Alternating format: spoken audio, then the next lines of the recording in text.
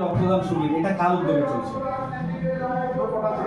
বাবাটি মানুষের নেত্রী, সর্বভারত নেত্রী, মানব তরুণী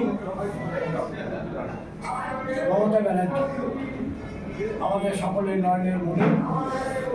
তার নির্দেশ 12 মাস দলীয় কর্মীদেরকে বিভিন্ন কার্যক্রমের মধ্য দিয়ে মানুষের পরিষেবা দিতে হবে।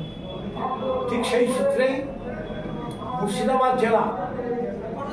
জেলা সভাপতি অপূর্ব সরকার তার নির্দেশে বিভিন্নভাবে ব্লক থেকে আরম্ভ করে একদম টাউন পর্যন্ত বিভিন্ন শাখা সংগঠন এবং মূল দল লাগাতার আমাদের রক্তদান শিবিরের মধ্য দিয়ে মানুষকে পরিষেবা দিচ্ছে। বিভিন্ন রাজনৈতিক দল তারা মুখে বড় বড় কথা বলে,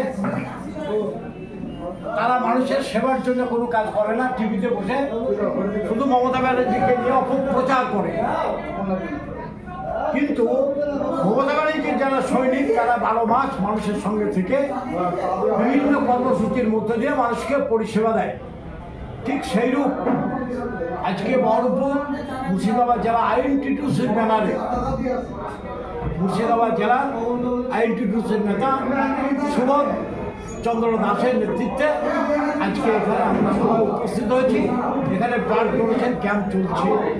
আমাদের লক্ষ্যমাত্রা প্রায় 300, আশা করি 300 পৌঁছে যাবো আমরা। এবং কন্টিনিউভাবে বিভিন্ন শাখা সংগঠন বিগত দিনেও তারাও সব রক্তদান করে ফেলেছে। আমরা কোনো রাজনৈতিক দলকে আমরা দেখি না যে তারা রক্ত দিয়ে মানুষের পরিষেবা দেয়। তারা শুধু মমতা ব্যানার্জির সঙ্গে অপপ্রচার করতে ব্যস্ত। যে সময়ে মমতা ব্যানার্জি বাংলার মানুষের জন্য তার নিজের জীবনকে উৎসর্গ করেছে, গ্রাম থেকে শহর পর্যন্ত সমস্ত মানুষকে পরিষেবা দেওয়ার জন্য 5টা প্রকল্পের মধ্য দিয়ে মমতা ব্যানার্জি মানুষকে পরিষেবা দিচ্ছে। আমরা তাই সূত্র ধরে তার নির্দেশ মতোই আজকে আমরা বহরমপুর মুর্শিদাবাদ জেলায় আইএনটিটিউসির নেতৃত্বে আমরা এখানে রক্তদানে সবাই উপস্থিত হয়েছি। যারা এখানে উপস্থিত হয়েছেন তাদের সকলকে আমরা অসংখ্য ধন্যবাদ জানাই।